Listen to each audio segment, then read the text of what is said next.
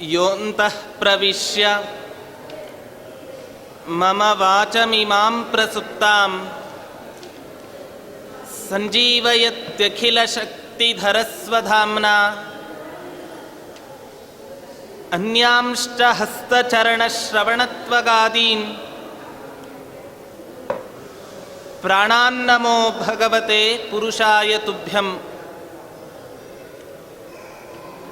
ತಪೋವಿದ್ಯಾ ವಿರಕ್ತ್ಯಾದಿ ಕಲ್ಯಾಣಗುಣಶಾಲಿನಃ ವಿಶ್ವೇಶತೀರ್ಥ ಶ್ರೀಪಾದಾನ್ ವಂದೇ ವಿದ್ಯಾಗುರುನ್ ಮಮ. ಶ್ರೀಗುರುಭ್ಯೋ ನಮಃ. ಹರಿ ಓಂ. ಇವತ್ತಿನಿಂದ ರಾಘವೇಂದ್ರ ತೀರ್ಥರು ಹಾಗೆ ಅವರು ಬರೆದಿರುವ ಕೆಲವೊಂದು ಗ್ರಂಥಗಳ ಚಿಂತನೆಯನ್ನು ಒಂದು 4-5 ದಿನಗಳ ಪರ್ಯಂತ ನಾವು ಮಾಡಲಿಕ್ಕೆ ಪ್ರಯತ್ನವನ್ನು ಪಡ್ತೇವೆ. ರಾಘವೇಂದ್ರ ತೀರ್ಥರ ಜೀವನ ಚರಿತ್ರೆಯನ್ನು ನಾವು ನೋಡ್ತಾ ಹೋದರೆ ನಮಗನಿಸುತ್ತೆ, ರಾಘವೇಂದ್ರ ವಿಜಯದಲ್ಲಿ ಅವರ ಪೂರ್ವಾಶ್ರಮದ ಸಹೋದರರೇ ಬರೆದ ಆ ಗ್ರಂಥದಲ್ಲಿ ವರ್ಣನೆಯನ್ನು ಮಾಡ್ತಾರೆ ಅವರು. ಈ ರಾಯರ ಪೂರ್ವಾಶ್ರಮದಲ್ಲಿ ವೆಂಕಟನಾಥ ಅಂತ ಅವರ ಹೆಸರು. ಅವರ ಅಜ್ಜ ಅಥವಾ ಅವರ ತಂದೆ ಅದೆಷ್ಟು ಸಂಪತ್ತನ್ನು ಗಳಿಸಿದ್ದರು ಅಂತ ಹೇಳಿದರೆ ಹೇಳ್ತಾರೆ, ಅವರು ಗಳಿಸಿದ ಸಂಪತ್ತಿಗೆ ಬೇಕಾದರೆ ನಾವು ಒಂದು ದೊಡ್ಡ ದೃಷ್ಟಾಂತವನ್ನು ಕೊಡಬಹುದು. ಅದು ಯಾವ ತರಹ ದೃಷ್ಟಾಂತ ಅಂತ ಹೇಳಿದರೆ, ಸಂಪತ್ತು ಅಂತ ಹೇಳಿದ ತಕ್ಷಣವೇ ನಮಗೆ ತಕ್ಷಣಕ್ಕೆ ನೆನಪಾಗೋದು ಕುಬೇರನ ಸಂಪತ್ತು. ಅದೆಷ್ಟು ಸಂಪತ್ತು ಇತ್ತು ಅವನಿಗೆ ಅಂತ ಎಲ್ಲರೂ ಕೂಡ ವರ್ಣನೆಯನ್ನು ಮಾಡಿಯೇ ಮಾಡ್ತಾರೆ. ಹೀಗೆ ಆ ವೆಂಕಟನಾಥನ ಪೂರ್ವಾಶ್ರಮದಲ್ಲಿ ಅವರ ಅಜ್ಜ ಮತ್ತು ಮುತ್ತಜ್ಜರಿಗೆ ಇದ್ದ ಸಂಪತ್ತನ್ನು ಹೋಲಿಕೆ ಮಾಡೋದು ಅಂತಾದರೆ ವರ್ಣನೆ ಮಾಡಬಹುದಿತ್ತು, ಕುಬೇರನ ಸಂಪತ್ತಿಗೆ ವರ್ಣನೆ ಮಾಡಬಹುದಿತ್ತು. ಆದರೆ ಅವರಿಗೆ ಇದ್ದ ಯಾವ ಒಂದು ಬಡತನ ಇದೆ, ಆ ಬಡತನಕ್ಕೆ ಯಾರನ್ನ ಹೋಲಿಕೆ ಮಾಡೋದು? ಯಾರೂ ಕೂಡ ಜಗತ್ತಿನಲ್ಲಿ ದೃಷ್ಟಾಂತವೇ ಸಿಗಲಿಲ್ಲಂತೆ. ಅಷ್ಟು ಕಡು ಬಡತನವನ್ನು ತಮ್ಮ ಜೀವನದಲ್ಲಿ ಅನುಭವಿಸಿದ ಮಹಾನುಭಾವರು ಈ ರಾಯರೇ ಅವರ ಪೂರ್ವಾಶ್ರಮದಲ್ಲಿ ಇಷ್ಟು ಕಡು ಬಡತನವನ್ನು ಅನುಭವಿಸಿದರು. ನಾರಾಯಣ ಪಂಡಿತರು ಒಂದು ಮಾತನ್ನು ಹೇಳ್ತಾರೆ ಮಧ್ವ ವಿಜಯದಲ್ಲಿ, ವೇದವ್ಯಾಸರೂಪಿ ಯಾವ ಪರಮಾತ್ಮ ಇದ್ದಾನೆ, ಆ ಪರಮಾತ್ಮನಿಗೆ ಏನು ದೃಷ್ಟಾಂತ ಕೊಡೋದು? ನೋಡ್ತಾರಂತೆ, ಇವರ ಕೈಗೆ, ಬಲ ಕೈಗೆ ಯಾವುದನ್ನಾದರೂ ಕೂಡ ಒಂದು ಜಗತ್ತಿನಲ್ಲಿ ನಾವು ದೃಷ್ಟಾಂತವನ್ನು ಕೊಡೋಣ ಅಂತ ಹೇಳಿದರೆ ಹುಡುಕ್ತಾರೆ, ಯಾವ ವಸ್ತುವೂ ಕೂಡ ಸಿಗೋದೇ ಇಲ್ಲ. ಕೊನೆಗೆ ಅವರೇ ಸೋತು ಆಲೋಚನೆಯನ್ನು ಮಾಡಿ ಹೇಳ್ತಾರೆ, ವೇದವ್ಯಾಸ ದೇವರ ಬಲ ಕೈಗೆ ದೃಷ್ಟಾಂತವನ್ನು ಕೊಡೋದು ಅಂತಾದರೆ ಅವರ ಎಡಕೈಯೇ ಆಗಬೇಕು. ಎಡಗೈಗೆ ದೃಷ್ಟಾಂತವನ್ನು ಕೊಡೋದು ಅಂತಾದರೆ ಅದು ಬಲಗೈಯೇ ಆಗಬೇಕು ಹೊರತಾಗಿ ಜಗತ್ತಿನಲ್ಲಿ ಇವರ ಕೈಕಾಲುಗಳಿಗೆ ಯಾವುದೂ ಕೂಡ ದೃಷ್ಟಾಂತವನ್ನು ಕೊಡಲಿಕ್ಕೆ ಸಾಧ್ಯವೇ ಇಲ್ಲ. ಅದರಂತೆ ಈ ವೆಂಕಟನಾಥನಾಗಿದ್ದಾಗ ಅದೆಷ್ಟು ಬಡತನ ಅಂತ ಹೇಳಿದರೆ, ಇವರ ಬಡತನಕ್ಕೆ ಯಾವ ದೃಷ್ಟಾಂತವನ್ನು ಕೂಡ ಕೊಡಲಿಕ್ಕೆ ಸಾಧ್ಯವೇ ಇಲ್ಲ. ಅಷ್ಟು ಕಡು ಬಡತನವನ್ನು ಅನುಭವಿಸಿದಂಥವರು ಇವರು ಪೂರ್ವಾಶ್ರಮದಲ್ಲಿ. ಅವರ ಅಪ್ಪ ಇದ್ರಂತೆ ತಿಮ್ಮಣ್ಣ ಭಟ್ಟರು. ಅವರು ಕಾಲ ಆಗಿ ಹೋಗಿಬಿಡ್ತಾರೆ. ಆದರೆ ಈ ಮಗು ಹುಟ್ಟಿದ ಈ ಮಗುವಿಗೆ ಉಪನಯನ ಸಂಸ್ಕಾರವೇ ಇನ್ನೂ ಕೂಡ ಆಗಿಲ್ಲ. ಆದರೆ ಈ ವೆಂಕಟನಾಥನಿಗೆ ಒಬ್ಬ ಅಣ್ಣ ಇರ್ತಾನೆ, ಅವರ ಹೆಸರು ಗುರುರಾಜ. ಅವರ ಆಲೋಚನೆಯನ್ನು ಮಾಡ್ತಾರೆ. ಜ್ಯೇಷ್ಠೋ ಭ್ರಾತ ಪಿತೃಸಮಃ. ಮನೆಯಲ್ಲಿ ಅಪ್ಪ ಇಲ್ಲದೆ ಇದ್ದಾಗ ಅಪ್ಪನ ಸ್ಥಾನವನ್ನು ತುಂಬಬಲ್ಲ ವ್ಯಕ್ತಿ ಯಾರು ಅಂತ ಹೇಳಿದರೆ ಹಿರಿಯ ಅಣ್ಣನೇ ಮನೆಯಲ್ಲಿ ಅಪ್ಪನ ಸ್ಥಾನವನ್ನು ತುಂಬುತ್ತಾನೆ. ಅದರಂತೆ ಈ ವೆಂಕಟನಾಥನಿಗೆ ವಯಸ್ಸಾಗಿದೆ, ಉಪನಯನ ಸಂಸ್ಕಾರವನ್ನು ಮಾಡಬೇಕು ಅಂತ ತಿಳಿದು ಅವರ ಯಾವ ಒಬ್ಬ ಹಿರಿಯ ಸಹೋದರ ಇದ್ದರೂ ಅವರು ಈ ವೆಂಕಟನಾಥನಿಗೆ ಉಪನಯನ ಸಂಸ್ಕಾರವನ್ನು ಮಾಡ್ತಾರೆ. ಶಾಸ್ತ್ರ ಹೇಳ್ತಾ ಇದ್ದಾರೆ ಇಲ್ಲಿ, ಋತೌವಸಂತೆ ಅನುಜಂ ಅಷ್ಟಹಾಯನಂ ಅಂತ ಹೇಳ್ತಾ ಇದ್ದಾರೆ. ಯಾಕೆ ಉಪನಯನ ಸಂಸ್ಕಾರವನ್ನು ಮಾಡಿದರು? ಪಾಂಡಿತ್ಯದಲ್ಲಿ ತಮ್ಮ ತಂದೆಗೆ ಸಮಾನನಾಗಿ ಮಾಡಬೇಕು ಅಂತ ಆ ಗುರುರಾಜರಿಗೆ ಆಸೆ ಇತ್ತು. ಹಿರಿಯ ಸಹೋದರ, ನಾನಂತೂ ವಿದ್ವಾಂಸನಾಗಲಿಲ್ಲ, ನನ್ನ ತಮ್ಮನಾದರೂ ಕೂಡ ವೇದ ಶಾಸ್ತ್ರ ವೇದಾಂತಗಳನ್ನು ಅಧ್ಯಯನ ಮಾಡಿ ನಮ್ಮ ಯಾವ ತಂದೆ ಇದ್ದಾರೆ ಅವರಿಗೆ ಕೀರ್ತಿಯನ್ನು ತಂದುಕೊಡಲಿ ಅಂತ ಹೇಳಿ ಅಣ್ಣನೇ ಆ ತಮ್ಮನಾದ ವೆಂಕಟನಾಥನಿಗೆ ಯೋಗ್ಯವಾದ ವಯಸ್ಸಿನಲ್ಲಿ ಉಪನಯನ ಸಂಸ್ಕಾರವನ್ನು ಮಾಡಿದರು. ನೋಡಿ, ಉಪನಯನ ಸಂಸ್ಕಾರ ಅಂತ ಹೇಳಿದ ತಕ್ಷಣವೇ ಶಾಸ್ತ್ರ ಹೇಳತ್ತೆ, ಒಂದು ಹುಟ್ಟಿದ ಗರ್ಭಾಷ್ಟಮದಿಂದ 8ನೇ ವಯಸ್ಸಿಗೆ ಅಥವಾ ಗರ್ಭಾಷ್ಟಮದಿಂದ ಮಗುವಿಗೆ ಯಾವಾಗ 7ನೇ ವಯಸ್ಸಾಗಿರುತ್ತೋ ಆ ಒಂದು ಉತ್ತಮವಾದ ವಯಸ್ಸಿನಲ್ಲಿ ಮಕ್ಕಳಿಗೆ ಉಪನಯನ ಸಂಸ್ಕಾರವನ್ನು ಮಾಡಬೇಕು. ಆಚಾರ್ಯರು ಹೇಳ್ತಾರೆ, ಅಪ್ಪಿ ತಪ್ಪಿ ಆ 7 ಅಥವಾ 8 ಅತೀ ಹೆಚ್ಚು ಅಂತ ಹೇಳಿದರೆ 12ರ ತನಕವೂ ಕೂಡ ಶಾಸ್ತ್ರದಲ್ಲಿ ಪರ್ಮಿಷನ್ನನ್ನು ಕೊಟ್ಟಿದ್ದಾರೆ, ಅವಕಾಶವನ್ನು ಕೊಟ್ಟಿದ್ದಾರೆ. 12 ಆದರೂ ಕೂಡ ಯಾರು ಆ ಮಗನಿಗೆ ಉಪನಯನ ಸಂಸ್ಕಾರವನ್ನು ಮಾಡೋದಿಲ್ಲವೋ ಆ ಮಗ ಯಾವ ವೈದಿಕ ಸಂಸ್ಕಾರಗಳಿಗೂ ಕೂಡ ಯೋಗ್ಯನೇ ಆಗೋದಿಲ್ಲ. ಅವನನ್ನು ಆಚಾರ್ಯರು ಹೇಳ್ತಾರೆ, ವ್ರಾಪ್ತ್ಯ ಅನ್ನುವಂತಹ ಒಂದು ಹೆಸರಿನಿಂದ ಅವನನ್ನು ಕರೀತಾರೆ. ಯಾವ ವಟುವಿಗೆ ಯೋಗ್ಯ ವಯಸ್ಸಿನಲ್ಲಿ ಉಪನಯನ ಸಂಸ್ಕಾರ ಆಗೋದಿಲ್ಲವೋ ಅವನನ್ನು ವ್ರಾಪ್ತ್ಯ ಅಂತ ಕರೀತಾರೆ. ಏನಾಯಿತು ಅಂದರೆ ಯಾವ ವೈದಿಕ ಸಂಸ್ಕಾರಗಳಿಗೂ ಕೂಡ ಅವನು ಯೋಗ್ಯನಾಗೋದಿಲ್ಲ, ಆದ್ದರಿಂದ ಅವನೊಬ್ಬ ಅಯೋಗ್ಯನಾಗ್ತಾನೆ. ಆದ್ದರಿಂದ ಉಚಿತ ವಯಸ್ಸಿನಲ್ಲಿ ಆ ವೆಂಕಟನಾಥನಿಗೆ ಉಪನಯನ ಸಂಸ್ಕಾರವನ್ನು ಮಾಡಬೇಕು ಅಂತ ತಿಳಿದು ಆ ಅಣ್ಣನಾದ ಗುರುರಾಜರು ಉಪನಯನ ಸಂಸ್ಕಾರವನ್ನು ಮಾಡ್ತಾರಂತೆ. ಮಾಡಿದ ಮೇಲೆ ಶಾಸ್ತ್ರ ಹೇಳುತ್ತೆ, ಯಾಕೆ ಈ ಉಪನಯನ ಸಂಸ್ಕಾರವನ್ನು ಮಾಡಬೇಕು ಅಂತ ಹೇಳಿದ್ರೆ, ಉಪನಯನ ಆಗೋ ತನಕವೂ ಕೂಡ ಆ ಮಗು ತಾಯಿ ಎಂಜಲನ್ನು ತಿನ್ನತ್ತೆ, ತಾಯಿ ಕೊಟ್ಟ ಕೈ ತುತ್ತನ್ನು ತಿನ್ನತ್ತೆ, ತಾಯಿಯೇ ಸ್ನಾನವನ್ನು ಮಾಡಿಸ್ತಾ ಇರ್ತಾಳೆ.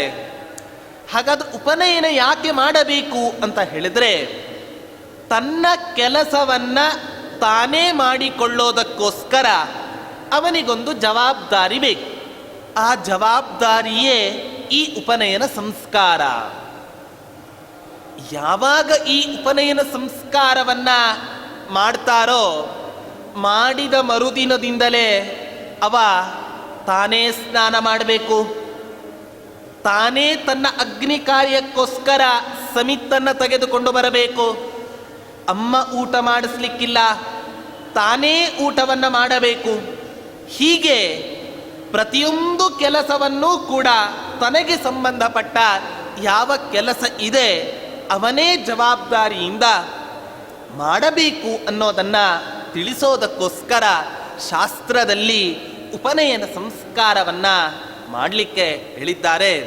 ಅದರಂತೆ ಈ ವೆಂಕಟನಾಥನಿಗೆ ಉಪನಯನ ಸಂಸ್ಕಾರವನ್ನ ಮಾಡಿದ ಮೇಲೆ ಅವನು ಗುರುಕುಲಕ್ಕೆ ಅಧ್ಯಯನಕ್ಕೋಸ್ಕರ ಅಂತ ಹೋಗ್ತಾನೆ. ಇದು ಹೇಗಾಯಿತು ಅಂತ ಹೇಳಿದ್ರೆ ಗ್ರಂಥಕಾರರು ಹೇಳ್ತಾ ಇದ್ದಾರೆ, ಭಗವಂತ ಕೃಷ್ಣ ಪರಮಾತ್ಮನಾಗಿ ಭೂಮಿಯಲ್ಲಿ ಅವತಾರವನ್ನ ಮಾಡಿದ. ಕೃಷ್ಣ ಪರಮಾತ್ಮನಾಗಿ ಭೂಮಿಯಲ್ಲಿ ಅವತಾರವನ್ನ ಮಾಡಿದರೂ ಕೂಡ ಅವ ಏನು ಮಾಡಿದ?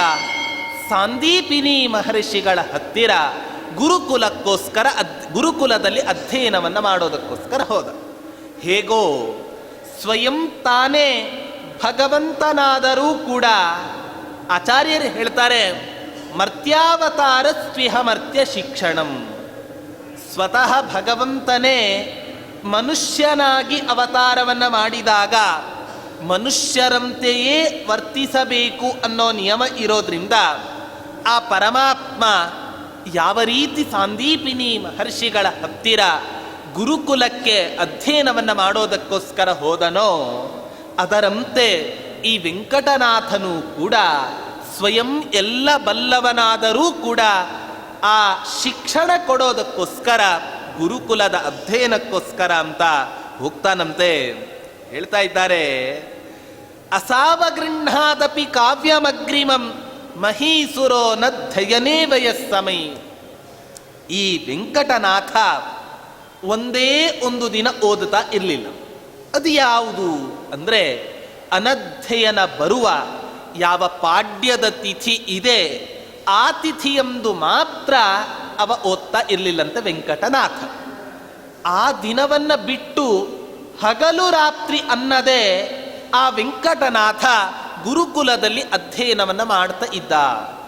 ಶಾಸ್ತ್ರ ಹೇಳುತ್ತೆ, ಪಾಡ್ಯ ತಿಥಿ ಎಂದು ಯಾತಕ್ಕೋಸ್ಕರ ಶಾಸ್ತ್ರ ಗ್ರಂಥಗಳ ಅವಲೋಕನವನ್ನು ಮಾಡಬಾರ್ದು ಅಂತ ಹೇಳಿದ್ರೆ, ಯಾರು ಪಾಡ್ಯದ ತಿಥಿಯೆಂದು ಶಾಸ್ತ್ರ ಗ್ರಂಥಗಳನ್ನು ಅಧ್ಯಯನ ಮಾಡ್ತಾರೋ ಅವ ಜೀವನದಲ್ಲಿ ಸೋಮಾರಿ ಆಗ್ತಾನೆ. ಅದಕ್ಕೋಸ್ಕರ ಹಿಂದೆ ವೇದಾಂತ ಗುರುಕುಲಗಳಲ್ಲಿ ಅಷ್ಟಮಿ ತಿಥಿಯೆಂದು ಅಥವಾ ಪಾಡ್ಯದ ತಿಥಿಯೆಂದು ಯಾರೂ ಕೂಡ ಅಧ್ಯಯನವನ್ನು ಮಾಡ್ತಾ ಇರಲಿಲ್ಲ.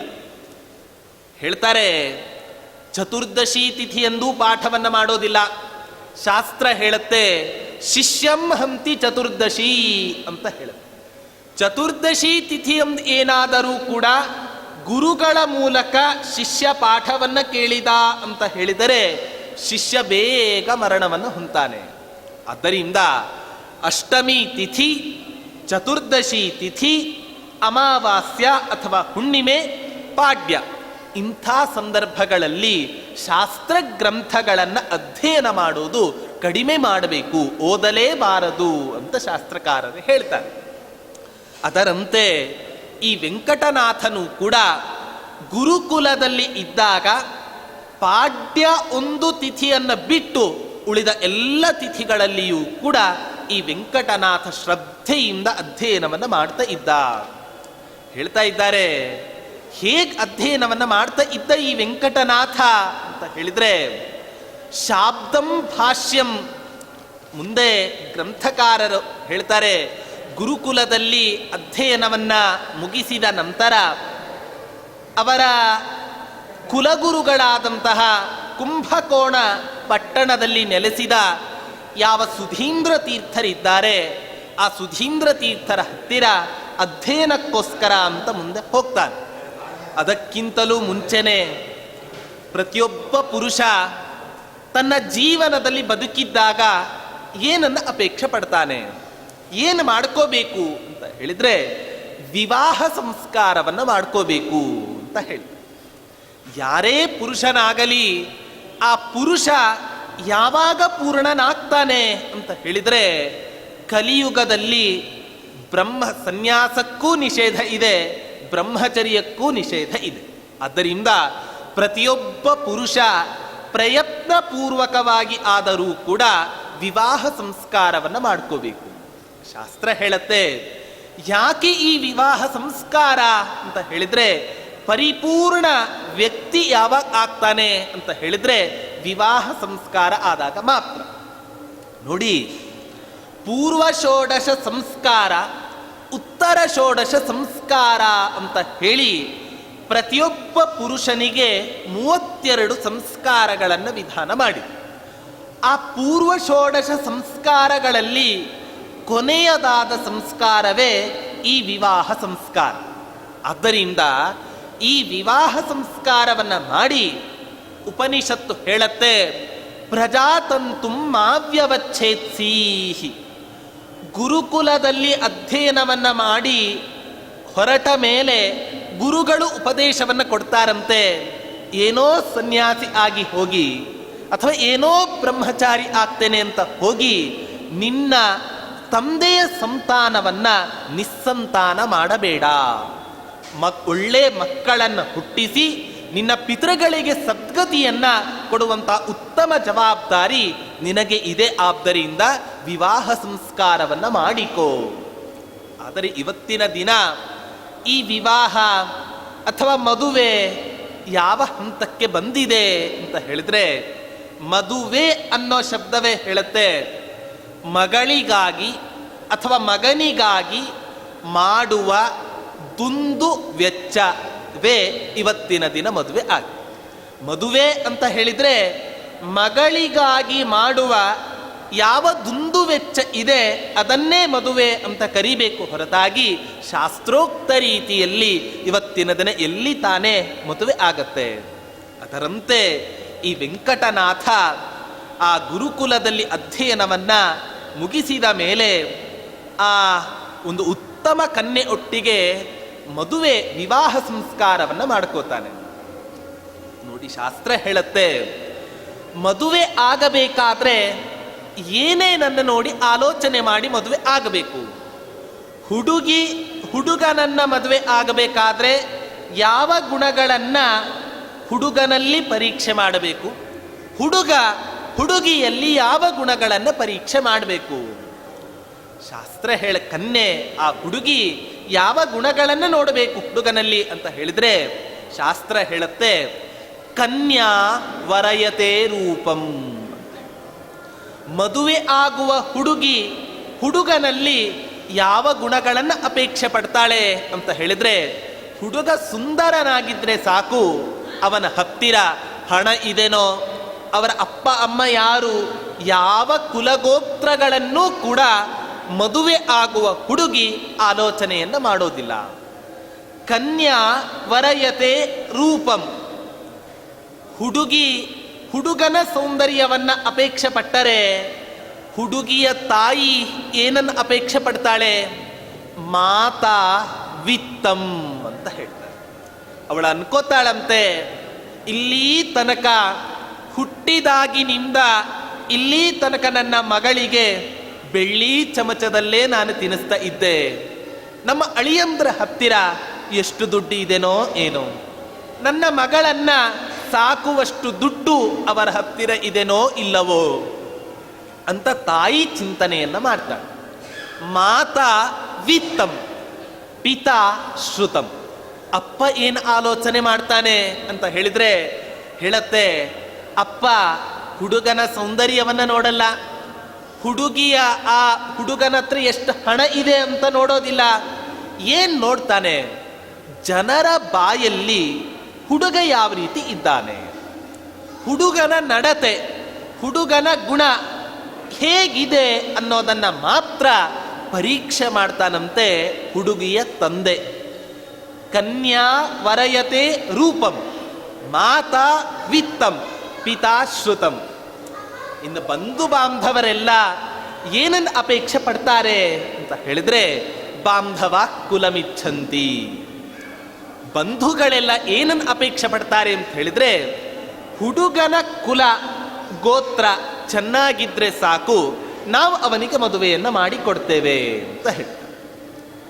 ಹಾಗಾದ್ರೆ ಒಬ್ಬೊಬ್ಬರು ಒಂದೊಂದನ್ನು ಅಪೇಕ್ಷೆ ಪಟ್ಟರೆ ಮದುವೆಗೆ ಬರೋ ಜನ ಎಲ್ಲ ಏನನ್ನು ಅಪೇಕ್ಷೆ ಪಡ್ತಾರೆ, ಮೃಷ್ಟಾನ್ನ ಮಿತರೇ ಜನಾ.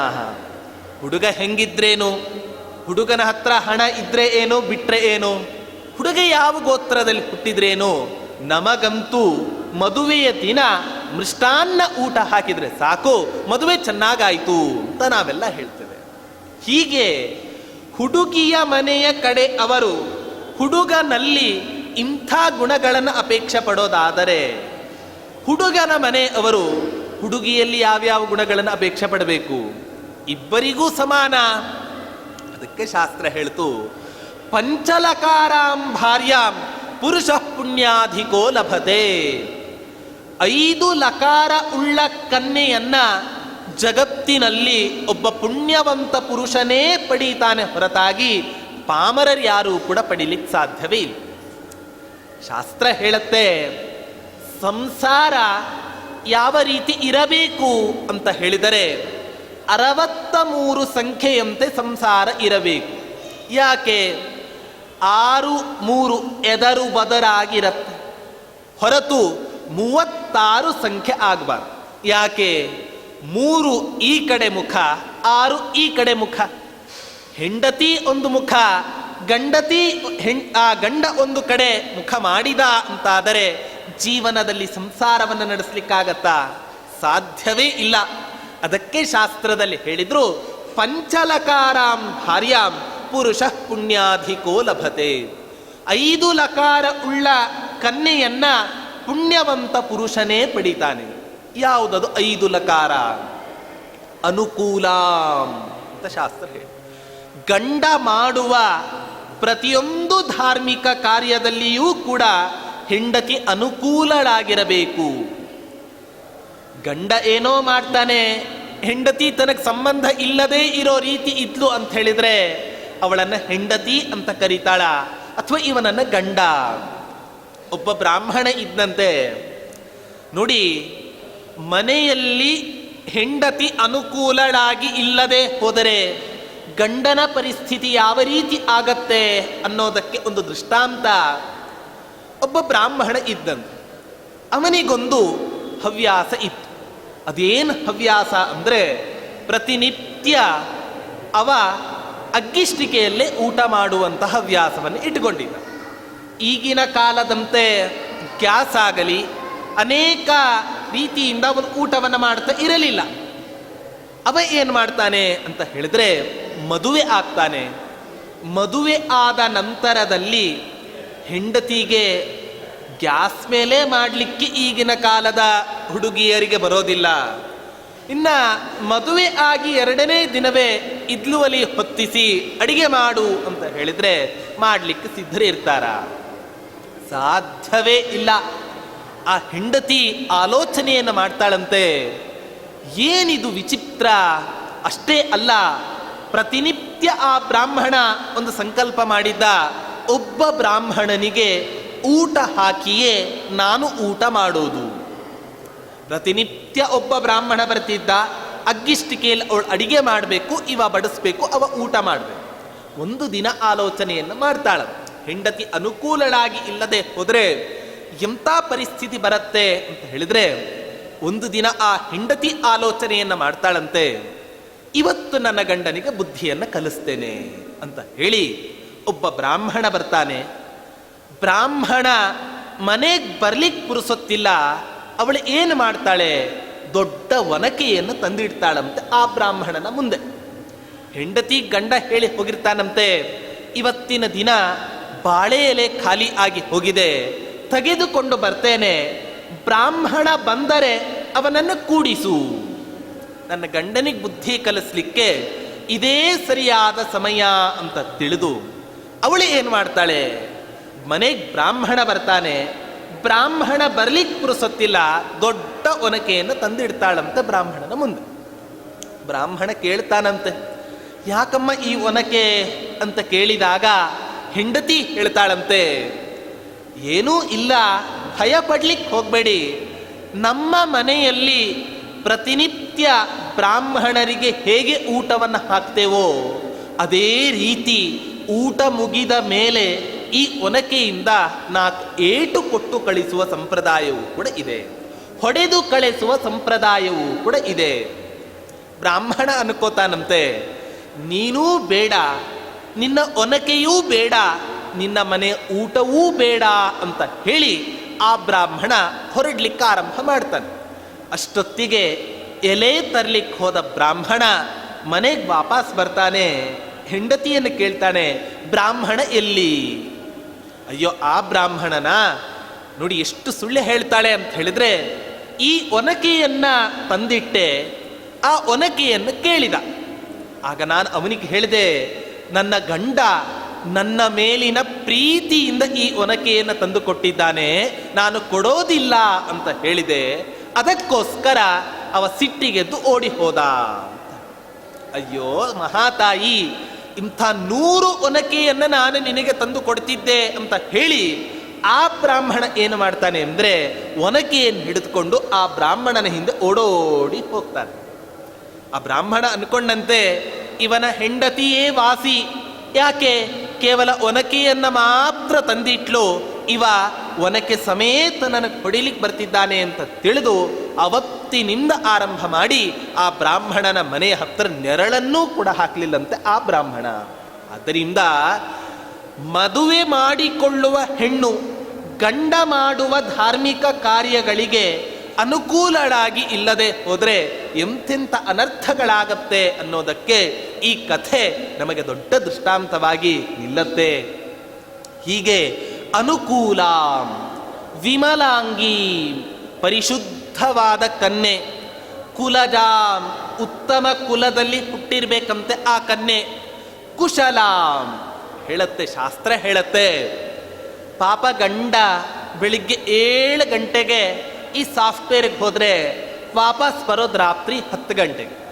ಹೋಗಬೇಕಾದ್ರೂ ಮುಖ ಸಿಂಡರ್ಸ್ಕೊಳ್ಳೋದು, ಬಂದ ಮೇಲಾದರೂ ಕೂಡ ಗಂಡನ ಯೋಗಕ್ಷೇಮವನ್ನು ವಿಚಾರಿಸ್ಕೊಳ್ತಾಳ. ವಿಚಾರಿಸಿಕೊಳ್ಳದೆ ಹೋದರೆ ಅವಳನ್ನು ಕನ್ಯೆ, ಹೆಂಡತಿ ಅಂತ ಕರೀತಾಳ. ಕುಶಲಾಂ ಗಂಡನ ಯೋಗಕ್ಷೇಮವನ್ನ ಯಾರು ವಿಚಾರಿಸಿಕೊಳ್ಳುತ್ತಾಳೋ, ಅನುಕೂಲಾಂ ವಿಮಲಾಂಗೀಂ ಕುಲಜಾಂ ಕುಶಲಾಂ ಸುಶೀಲ ಸಂಪನ್ನ, ಒಳ್ಳೆ ಶೀಲ ಸಂಪನ್ನಳಾದ ಕನ್ಯೆ ಅವನಿಗೆ ಸಿಗಬೇಕು. ಇಂತಹ 5 ಲಕಾರಗಳಿಂದ ಕೂಡಿದ ಕನ್ಯೆ ಅವನಿಗೆ ಜಗತ್ತಿನಲ್ಲಿ ಸಿಗಬೇಕು ಅಂತಾದರೆ ಅವನೊಬ್ಬ ಪುಣ್ಯವಂತ ಪುರುಷನೇ ಆಗಿರಬೇಕಷ್ಟೇ ಹೊರತು ಉತ್ತಮರ ಪಾಮರರಿಗೆ ಅಂಥ ಕನ್ಯೆ ಸಿಗಲಿಕ್ಕೆ ಸಾಧ್ಯವೇ ಇಲ್ಲ. ವೆಂಕಟನಾಥನಿಗೆ ಆ ಕನ್ಯೆ ಎಲ್ಲ ಲಕಾರ 5 ಲಕಾರಗಳಿಂದಲೂ ಕೂಡ ಕೂಡಿದಂತಹ ಒಂದು ಉತ್ತಮ ಕನ್ಯೆ ಆಗಿದ್ದಾಳೆ. ಆ ಕನ್ಯೆಗೂ ಕೂಡ ಇವರು ವೆಂಕಟನಾಥ ಆ ರೂಪ ವಿದ್ಯೆ ಎಲ್ಲರ ಬಾಯಲ್ಲೂ ಕೂಡ ತುಂಬ ಒಳ್ಳೆ ಹೆಸರಿದೆ, ಒಳ್ಳೆ ಕುಲವೂ ಕೂಡ ಆಗಿದೆ. ಆದ್ದರಿಂದ ಇಬ್ಬರ ಆ ಜಾತಕ ತುಂಬ ಹೊಂದಿಕೊಂಡಿದೆ. ಆದ್ದರಿಂದ ವಿವಾಹ ಸಂಸ್ಕಾರವನ್ನು ಮಾಡ್ಕೋತಾರಂತೆ ಆ ವೆಂಕಟನಾಥರು. ಸಂಸ್ಕಾರವನ್ನ ಮಾಡಿಕೊಂಡ ಮೇಲೆ ಆ ವೆಂಕಟನಾಥ ದಂಪತಿಗಳು ಪೂರ್ವಾಶ್ರಮದಲ್ಲಿ ಆ ಚೋಳ ದೇಶಕ್ಕೆ ಅವರು ಪ್ರಯಾಣವನ್ನು ಬೆಳೆಸ್ತಾರಂತೆ. ಆ ವೆಂಕಟನಾಥರು ಹೇಗಿತ್ತು ಆ ಚೋಳ ದೇಶ ಅನ್ನೋದನ್ನು ವರ್ಣನೆ ಮಾಡ್ತಾ ಇದ್ದಾರೆ. ಕಾವೇರಿ ನದಿ ತೀರದ ಹತ್ತಿರ ಈ ಚೋಳ ದೇಶ ಇದೆ. ಆ ಚೋಳ ದೇಶದಲ್ಲಿ ಪ್ರತಿಯೊಬ್ಬರ ಮನೆಯಲ್ಲಿಯೂ ಕೂಡ ಶಾಸ್ತ್ರವನ್ನು ಓದಿದಂತಹ ವಿದ್ವಾಂಸರು ಆ ಚೋಳ ದೇಶದಲ್ಲಿ ವಾಸವನ್ನು ಮಾಡಿಕೊಂಡಿದ್ರು. ಹೇಳ್ತಾರೆ, ಗ್ರಾಮೇ ಗ್ರಾಮೇ ಧ್ಯಾಪಕ ಜಾತಮಾತ್ರ ಗೇಹೆ ಸರ್ವಶಾಸ್ತ್ರಾಗಮಾನ. ಪ್ರತಿಯೊಬ್ಬರ ಮನೆಯಲ್ಲಿಯೂ ಕೂಡ ಒಂದಲ್ಲ ಒಂದು ತಲೆ ಶಾಸ್ತ್ರವನ್ನು ಓದಿದಂತಹ ದೊಡ್ಡ ದೊಡ್ಡ ವಿದ್ವಾಂಸರೇ ಆ ಚೋಳ ದೇಶದಲ್ಲಿ ವಾಸವನ್ನು ಮಾಡಿಕೊಂಡು ಇದ್ರು. ಅಷ್ಟೇ ಅಲ್ಲ, ಅನೇಕ ರೀತಿಯಾಗಿ ವಿದ್ವಾಂಸರು ಶಾಸ್ತ್ರಗಳಲ್ಲಿ ಚರ್ಚೆಯನ್ನು ಮಾಡಿ ಜನರಿಗೆ ಸಂತೋಷವನ್ನು ಉಂಟು ಮಾಡ್ತಾ ಇದ್ರಂತೆ ಆ ಚೋಳ ದೇಶದ ಪಟ್ಟಣ. ಹೀಗೆ ಇದ್ದಾಗ ಆ ವೆಂಕಟನಾಥರ ಆಲೋಚನೆಯನ್ನು ಮಾಡ್ತಾರಂತೆ, ಇಷ್ಟೇ ಕಲತರೆ ಯಾವುದಕ್ಕೂ ಪ್ರಯೋಜನ ಬರೋದಿಲ್ಲ ಅಂತ ತಿಳಿದು ಆ ವೆಂಕಟನಾಥರು ಕುಂಭಕೋಣ ಪಟ್ಟಣ, ಇಡೀ ಭೂಮಂಡಲಕ್ಕೆ ಅಲಂಕಾರಪ್ರಾಯವಾಗಿ ಇರುವಂತಹದ್ದು ಆ ಕುಂಭಕೋಣ ಪಟ್ಟಣ. ಅಂಥ ಕುಂಭಕೋಣ ಪಟ್ಟಣದಲ್ಲಿ ಅವರ ಕುಲಗುರುಗಳಾದಂತಹ ಸುಧೀಂದ್ರ ತೀರ್ಥರು ವಾಸವನ್ನು ಮಾಡ್ತಾ ಇದ್ರು. ಅಂಥ ಸುಧೀಂದ್ರ ತೀರ್ಥರ ಹತ್ತಿರ ಹೆಚ್ಚಿನ ಶಾಸ್ತ್ರಾಧ್ಯಯನಕ್ಕೋಸ್ಕರ ಈ ವೆಂಕಟೇನ್ ಓದ್ತಾರೆ. ಹೇಗೆ ಓದ್ತಾರೆ ಅನ್ನೋದನ್ನ ಹೇಳ್ತಾ ಇದ್ದಾರೆ. ಪ್ರತಿಯೊಬ್ಬನೂ ಕೂಡ ಆ ವೆಂಕಟನಾಥ ಯಾವ ರೀತಿಯಾಗಿ ಓದಿದನೋ ಅದೇ ಕ್ರಮದಲ್ಲಿ ಓದಿದರೆ ಇವತ್ತಿನ ದಿನ ಜಗತ್ತಿನಲ್ಲಿ ಒಬ್ಬ ಉತ್ತಮ ವಿದ್ವಾಂಸನಾಗ್ತಾನೆ. ಹೇಳ್ತಾ ಇದ್ದಾರೆ, ಶಾಬ್ದಂ ಭಾಷ್ಯಂ ಜಾಯದೇವೀಂಚ ಟೀಕಾಂ. ಸುಧೀಂದ್ರ ತೀರ್ಥರು ಈ ವೆಂಕಟನಾಥನ ಒಂದು ಪಾಂಡಿತ್ಯವನ್ನು ಕಂಡು ಎಂಥ ಆಶ್ಚರ್ಯವನ್ನು ಪಡ್ತಾರೆ ಅಂತ ಹೇಳಿದ್ರೆ, ದೊಡ್ಡ ವ್ಯಾಕರಣವನ್ನು ಓದಿದ ವಿದ್ವಾಂಸರೆಲ್ಲರೂ ಕೂಡ ನೆರೆದಿದ್ದಾರೆ.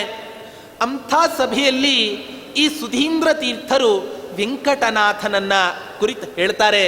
ಮಾತನಾಡು ಅಂತ ಹೇಳಿದಾಗ ಎಷ್ಟು ಶಿಸ್ತುಬದ್ಧವಾದ ಕ್ರಮದಲ್ಲಿ ಶಾಸ್ತ್ರದ ಪ್ರಮೇಯವನ್ನು ಬಿಡದೆ ಇದ್ದ ಎಲ್ಲ ವಿದ್ವಾಂಸರಿಗೂ ಸಂತೋಷ ಆಗುವಂತೆ ಆ ವ್ಯಾಕರಣ ಗ್ರಂಥದ ನಿರೂಪಣೆಯನ್ನು ಮಾಡ್ತಾನಂತೆ ಈ ವೆಂಕಟನಾಥ. ಅಲ್ಲಿ ತನಕ ಆ ವೆಂಕಟನಾಥನಿಗೆ ಆ ಸುಧೀಂದ್ರ ತೀರ್ಥರು ಬರೀ ವೆಂಕಟನಾಥ ವೆಂಕಟನಾಥ, ಅಲ್ಲಿ ತನಕ ಆ ವೆಂಕಟನಾಥನ್ನ ಬರೀ ವೆಂಕಟನಾಥ ವೆಂಕಟನಾಥ ಅಂತ ಕರೀತಾ ಇದ್ರು. ಯಾವಾಗ ಈ ವೆಂಕಟನಾಥನ ಒಂದು ವ್ಯಾಕರಣ ಶಾಸ್ತ್ರದಲ್ಲಿ ಇರುವ ಒಂದು ಪಾಂಡಿತ್ಯವನ್ನ ಕಂಡರೋ ಅವತ್ತಿನಿಂದ ಆರಂಭ ಮಾಡಿ ಆ ವೆಂಕಟನಾಥನಿಗೆ ಮಹಾಭಾಷ್ಯ ವೆಂಕಟನಾಥ ಮಹಾಭಾಷ್ಯ ವೆಂಕಟನಾಥ ಅಂತ ಕರೆದ್ರು ಅಂತ ಹೇಳ್ತಾರೆ. ಇಂತಹ ಒಂದು ಅದ್ಭುತವಾದ ಪಾಂಡಿತ್ಯವನ್ನ ಆ ವೆಂಕಟನಾಥ ತಾನು ಸಂಪಾದನೆಯನ್ನ ಮಾಡಿಕೊಂಡಿದ್ರು. ಹೇಳ್ತಾರೆ, ಏನೇನು ಅಧ್ಯಯನವನ್ನ ಮಾಡಿದ್ರು ಆ ತಮ್ಮ ಗುರುಗಳಾದ ಸುಧೀಂದ್ರ ತೀರ್ಥರಲ್ಲಿ ಯಾವ ಯಾವ ಗ್ರಂಥಗಳ ಅಧ್ಯಯನವನ್ನ ಮಾಡಿದ್ರು ಅಂತ ಹೇಳಿದ್ರೆ, ಶಾಬ್ದಂ ಭಾಷ್ಯಂ ವ್ಯಾಕರಣ ಗ್ರಂಥ, ಮಹಾಭಾಷ್ಯ, ಕುಮಾರಿಲ ಭಟ್ಟ ನಿರ್ಮಾಣ ಮಾಡಿದಂತಹ ಯಾವ ಪೂರ್ವಮೀಮಾಂಸಾ ಗ್ರಂಥಗಳಿದೆ ಆ ಅನೇಕ ಗ್ರಂಥಗಳನ್ನು ಅಧ್ಯಯನ ಮಾಡಿದ್ರಂತೆ. ವ್ಯಾಸತೀರ್ಥರು ಅಂತಹ ಮಹಾನುಭಾವರು ರಚನೆ ಮಾಡಿದ ಯಾವ ವ್ಯಾಸತ್ರಯ ಗ್ರಂಥಗಳಿದೆ ಆ ವ್ಯಾಸತ್ರಯ ಗ್ರಂಥಗಳನ್ನು ಕೂಡ ಶ್ರದ್ಧೆಯಿಂದ ತಮ್ಮ ಗುರುಗಳ ಹತ್ತಿರ ಅಧ್ಯಯನವನ್ನು ಮಾಡಿದರು. ಹೀಗೆ ಒಬ್ಬ ಸಾಧಕನಾಗಿ ತಾನು ಯಾವ ಯಾವ ವಿಷಯಗಳನ್ನು ತಿಳಿದುಕೋಬೇಕೋ ಎಲ್ಲ ಅಧ್ಯಯನವನ್ನು ಕೂಡ ತಮ್ಮ ಕುಲಗುರುಗಳಾದ ಆ ಸುಧೀಂದ್ರ ತೀರ್ಥರ ಹತ್ತಿರ ಆ ವೆಂಕಟನಾಥರ ಅಧ್ಯಯನವನ್ನು ಮಾಡ್ತಾ ಇದ್ರು. ಓದಿದ್ರು ಯಾವ ಯಾವ ಸಮಯದಲ್ಲಿ ಯಾವ್ಯಾವುದನ್ನು ಓದಬೇಕು ಅನ್ನೋದನ್ನ ಆ ವೆಂಕಟನಾಥರೇ ನಮಗೆ ಸಂದೇಶವನ್ನು ಕೊಟ್ಟಿದ್ದಾರೆ. ಹೇಳ್ತಾರೆ, ಬೆಳಿಗ್ಗೆ ಎದ್ದ ತಕ್ಷಣವೇ ಮೊದಲು ಅವರು ಏನು ಮಾಡ್ತಾ ಇದ್ರು, ಪ್ರಾತಸ್ನಾತ್ವಾ ಸಾಧು ವೇದಾಂತ ಭಾಷ್ಯಂ ಅಂತ ಹೇಳ್ತಾ ಇದ್ದಾರೆ. ಪ್ರತಿನಿತ್ಯ ಆ ವೆಂಕಟನಾಥ ಸ್ನಾನವನ್ನ ಮಾಡಿದ ತಕ್ಷಣವೇ ಏನು ಮಾಡ್ತಾ ಇದ್ರು ಅಂತ ಹೇಳಿದ್ರೆ, ಮಧ್ವಾಚಾರ್ಯ ಗ್ರಂಥಗಳನ್ನ ಉಪನಿಷತ್ ಭಾಷ್ಯಗಳ ಅಧ್ಯಯನವನ್ನು ಮಾಡ್ತಾ ಇದ್ರಂತೆ ಆ ವೆಂಕಟನಾಥರು ಸ್ನಾನವನ್ನು ಮುಗಿಸಿ. ಮತ್ತಷ್ಟೇ ಅಲ್ಲ, ಯಾವಾಗ ಈ ಉಪನಿಷತ್ ಭಾಷ್ಯ, ಬ್ರಹ್ಮಸೂತ್ರ ಭಾಷ್ಯ, ಗೀತಾ ಭಾಷ್ಯ ಇದನ್ನು ಮೊದಲನೇ ಯಾಮದಲ್ಲಿ ಅಧ್ಯಯನವನ್ನು ಮಾಡ್ತಾ ಇದ್ರಂತೆ ಆ ವೆಂಕಟನಾಥ. ಇದು ಮುಗಿದ ಮೇಲೆ ಏನು ಮಾಡ್ತಾ ಇದ್ರು ಅಂತ ಹೇಳಿದ್ರೆ, ಎರಡನೇ ಯಾಮದಲ್ಲಿ ಆಗಬೇಕಾದ್ರೆ ವ್ಯಾಕರಣ ಗ್ರಂಥಗಳ ಅಧ್ಯಯನವನ್ನು ಮಾಡ್ತಾ ಇದ್ರು ಆ ವೆಂಕಟನಾಥ. ಮೂರನೇ ಯಾಮದಲ್ಲಿ ತರ್ಕಶಾಸ್ತ್ರವನ್ನು ಅಧ್ಯಯನ ಮಾಡ್ತಾ ಇದ್ರಂತೆ. ಹಾಗೆ ಪ್ರವಚನ ಇವೇ ಮೊದಲಾದ ಎಲ್ಲವನ್ನೂ ಕೂಡ ಮಾಡಿ ಆ ಇಡೀ ದಿನವನ್ನು ಸಾರ್ಥಕ ಮಾಡಿಕೊಳ್ತಾ ಇದ್ರಂತೆ ಆ ವೆಂಕಟನಾಥ. ನೋಡಿ, ಇದರಿಂದ ಏನು ಗೊತ್ತಾಗತ್ತೆ ಅಂತ ಹೇಳಿದ್ರೆ, ಬೆಳಿಗ್ಗೆ ಎದ್ದ ತಕ್ಷಣವೇ ತರ್ಕವನ್ನು ಓದಬಾರ್ದು, ರಾತ್ರಿ ಮಲಗಬೇಕಾದ್ರೂ ಕೂಡ ತರ್ಕವನ್ನು ಓದಬಾರ್ದು. ಏನು ಮಾಡ್ಬೇಕು ಹಾಗಾದ್ರೆ, ಬೆಳಿಗ್ಗೆ ಎದ್ದ ತಕ್ಷಣವೇ ಆನಂದ ತೀರ್ಥ ಭಗವತ್ಪಾದರು ಯಾವ ಉಪನಿಷತ್ ಭಾಷ್ಯಗಳನ್ನು ರಚನೆ ಮಾಡಿದ್ದಾರೋ ಆ ಭಾಷ್ಯಗಳ ಅವಲೋಕನವನ್ನು ಮಾಡಿ, ರಾತ್ರಿ ಮಲಗಬೇಕಾದ್ರೆ ತರ್ಕವನ್ನು ಮೊದಲು ಓದಲೇಬಾರ್ದು. ಯಾಕೆ, ದುಸ್ವಪ್ನಗಳೆಲ್ಲವೂ ಕೂಡ ಬೀಳತ್ತಂತೆ ರಾತ್ರಿ ತರ್ಕಶಾಸ್ತ್ರವನ್ನು ಓದಿದರೆ. ಅದಕ್ಕೆ ತರ್ಕಶಾಸ್ತ್ರವನ್ನು ಓದದೆ ಆ ಕಾಲದಲ್ಲಿ ವೇದವ್ಯಾಸ ದೇವರು ರಚಿಸಿದ ಅಷ್ಟಾದಶ ಪುರಾಣಗಳ ಒಂದು ಕಥೆಯನ್ನು ಶ್ರವಣ ಮಾಡೋದು, ಮಹಾಭಾರತದ ಒಂದು ಕಥೆಯನ್ನು ಶ್ರವಣ ಮಾಡಿ ಆ ದಿನವನ್ನು ಮುಗಿಸಬೇಕು ಅಂತ ಹೇಳ್ತಾನೆ. ಹೀಗೆ ಆ ವೆಂಕಟನಾಥ ಒಂದೊಂದು ಯಾಮದಲ್ಲಿ ಒಂದೊಂದು ಅಧ್ಯಯನವನ್ನು ಮಾಡಿ ಒಂದು ಸಲ ಸಭೆಗೆ ಹೋಗ್ತಾರಂತೆ. ಸಭೆಗೆ ಹೋದಾಗ ಏನಾಗತ್ತೆ ಅಂತ ಹೇಳಿದ್ರೆ, ಒಬ್ಬ ದೊಡ್ಡ ವಾದಿ ಅವ ವಾದವನ್ನು ಮಾಡಲಿಕ್ಕೆ ಆರಂಭ ಮಾಡಿದ್ದಾನಂತೆ. ಇನ್ನೂ ಈ ವೆಂಕಟನಾಥ ಶಾಸ್ತ್ರದಲ್ಲಿ ಅಂಥ ಪ್ರೌಢಿಮೆಯನ್ನೇನು ಕೂಡ ಗಳಿಸಿರಲಿಲ್ಲ. ಆ ಸಂದರ್ಭದಲ್ಲೇ ವಾಕ್ಯಾರ್ಥವನ್ನು ಮಾಡಲಿಕ್ಕೆ ಹೋಗಿದ್ದಾರೆ. ಅವ ಹೇಳಿದ್ದಂತೆ, ನಾವು ದೇವರು ಒಂದೇ, ನಾನು ದೇವರು ಒಂದೇ. ಅಯ್ಯೋ ಮೂರ್ಖ, ನೀನು ದೇವರು ಒಂದೇ ಆದಿ ಅಂತಾದರೆ ಎಷ್ಟು ಅನರ್ಥ ಆಗತ್ತೆ. ಹೇಳ್ತಾನಂತೆ ವೆಂಕಟನಾಥರ ಹೇಳ್ತಾರೆ ನೋಡಿ, ಶಾಸ್ತ್ರ ಪ್ರಮೇಯ ಇದೆ, ಅಪ್ಪಿ ತಪ್ಪಿ ನಾನೇ ದೇವರಾದೆ ಅಂತ ಹೇಳಿದರೆ ನನಗಿದ್ದ ಎಲ್ಲ ದುಃಖವೂ ಕೂಡ ಆ ದೇವರಿಗೆ ಬರಬೇಕು. ದೇವರಿಗೆ ಬರ್ಲಿಕ್ಕೆ ಸಾಧ್ಯನಾ? ಸಾಧ್ಯವೇ ಇಲ್ಲ. ಇನ್ನೇನು ಹೇಳಬೇಕು, ನಾನು ದೇವರಾಗದೆ ಹೋದರೂ ಕೂಡ ದೇವರೇ ನಾನಾದೆ, ದೇವರೇ ಭಗವಂತನೇ ನಾನಾದೆ ಅಂತ ಹೇಳಿದರೆ ಭಗವಂತನಿಗಿದ್ದ ಎಲ್ಲ ಸುಖಗಳು ಕೂಡ ನನಗೆ ದೊರಕಬೇಕು. ನನಗೆ ದೊರಕ್ತಾ ಇದೆನಾ? ನನಗೆಲ್ಲ ಅನುಭವ ಸಿದ್ಧವಾಗಿದೆ. ಏನಂತ? ನಾನು ಜೀವನದಲ್ಲಿ ಏನೇನು ಅನ್ಕೋತೇನೋ ಅದು ಯಾವುದೂ ಆಗ್ತಾ ಇಲ್ಲ, ಏನೇನು ಆಗಬಾರ್ದೋ ಅದೆಲ್ಲವೂ ಆಗ್ತಾ ಇದೆ. ಆದ್ದರಿಂದ ಭಗವಂತನಿಗೆ ಇದ್ದ ಎಲ್ಲ ಸುಖ ನನಗಿದೆ ಅಂತ ಆತ್ಮಸಾಕ್ಷಿಯಿಂದ ಹೇಳಲಿಕ್ಕೆ ಸಾಧ್ಯನಾ? ಸಾಧ್ಯವೇ ಇಲ್ಲ ಅಂತ ಹೇಳಿ ಈ ರೀತಿಯಾಗಿ ಆ ವೆಂಕಟನಾಥರು ತಮ್ಮ ಪಾಂಡಿತ್ಯದ ಒಂದು ಪ್ರೌಢಿಮೆಯಿಂದ ಎಲ್ಲ ವಾದಿಗಳನ್ನು ಕೂಡ ಗೆದ್ದು ಇಡೀ ಸಭೆಗೆ ಒಂದು ಶೋಭೆಯನ್ನು ತಂದುಕೊಟ್ಟರಂತೆ. ಆ ರಾಯರು ತಮ್ಮ ಪೂರ್ವಾಶ್ರಮದಲ್ಲಿ ಹೀಗೆ ಅನೇಕ ರೀತಿಯಾಗಿ ತಮ್ಮ ಪೂರ್ವಾಶ್ರಮದಲ್ಲಿ ಆ ಸುಧೀಂದ್ರ ತೀರ್ಥರ ಹತ್ತಿರ ಇದ್ದಾಗ ವಾಕ್ಯಾರ್ಥ ಸಭೆಗಳಲ್ಲಿ ಸುಧೀಂದ್ರ ತೀರ್ಥರ ಹತ್ತಿರ ಅಧ್ಯಯನ, ಇವೇ ಮೊದಲಾದ ತಮ್ಮ ಸಾಧನೆಯ ಜೀವನ, ಇಡೀ ತಮ್ಮ ಜೀವನ ಸಾಧನೆಗೆ ಮುಡಿಪಾಗಿ ಇಟ್ಟಂತಹ ಮಹಾನುಭಾವರು ಆ ವೆಂಕಟನಾಥರು. ಪೂರ್ವಾಶ್ರಮದಲ್ಲಿಯೂ ಅಷ್ಟೇ, ಸನ್ಯಾಸಿಯಾದಾಗಲೂ ಕೂಡ ಅಷ್ಟೇ, ಇಡೀ ತಮ್ಮ ಜೀವನ. ನಮಗೂ ಅವರಿಗೂ ವ್ಯತ್ಯಾಸ ಏನು ಅಂತ ಹೇಳಿದ್ರೆ, ನಾವೆಲ್ಲ ಬದುಕಿರೋದು ಯಾಕೆ? ತಿನ್ನೋದಕ್ಕೋಸ್ಕರ ಬದುಕಿರೋದು ನಾವೆಲ್ಲ. ಆದರೆ ವೆಂಕಟನಾಥ ಅಥವಾ ರಾಯರೇ ಅವರೆಲ್ಲ ಯಾಕೆ ಬದುಕಿದ್ದಾರೆ ಅಂತ ಹೇಳಿದ್ರೆ, ಅವರೆಲ್ಲ ಬದುಕೋದಕ್ಕೋಸ್ಕರ ತಿಂತಾರೆ ಹೊರತು ನಮ್ಮ ಥರ ತಿನ್ನೋದಕ್ಕೋಸ್ಕರ ಬದುಕೋರವಲ್ಲ. ಅದು ಎಷ್ಟೋ ದಿನ ಮುಂದೆ ವರ್ಣನೆ ಮಾಡ್ತಾರೆ. ನಮಗೆಲ್ಲ ಪಕ್ಷದಲ್ಲಿ 2 ಉಪವಾಸ ಆದರೆ ಈ ವೆಂಕಟನಾಥರಿಗೆ 5-6 ಉಪವಾಸ ಬರ್ತಿತ್ತಂತೆ. ಆ ವೆಂಕಟನಾಥರಿಗೆ ಈಗ ಅನೇಕ ರೀತಿಯಾಗಿ ಮುಂದೆ ಅವರ ಪೂರ್ವಾಶ್ರಮದ ಬಡದನ ಸನ್ಯಾಸಿ ಜೀವನದಲ್ಲಿ ಯಾವ ಯಾವ ರೀತಿ ಅವರು ಆ ರಾಮಚಂದ್ರ ರೂಪಿ ಪರಮಾತ್ಮನ ಆರಾಧನೆಯನ್ನ ಮಾಡಿದರು ಅನ್ನೋದನ್ನ, ಆ ರಾಯರ ಜೀವನ ಚರಿತ್ರೆಯನ್ನ ನಾಳೆಯ ದಿನ ಮೆಲುಕು ಹಾಕೋಣ ಅಂತ ಹೇಳ್ತಾ ಇವತ್ತಿನ ಈ ಉಪನ್ಯಾಸವನ್ನ ಮಧ್ವಾಂತರ್ಗತ ಗೋಪಾಲಕೃಷ್ಣ ರೂಪಿ ಪರಮಾತ್ಮನಿಗೆ ಸಮರ್ಪಣೆಯನ್ನು ಮಾಡ್ತಾ ಇದ್ದೇವೆ. ಶ್ರೀಕೃಷ್ಣ ಅರ್ಪಣಮಸ್ತು.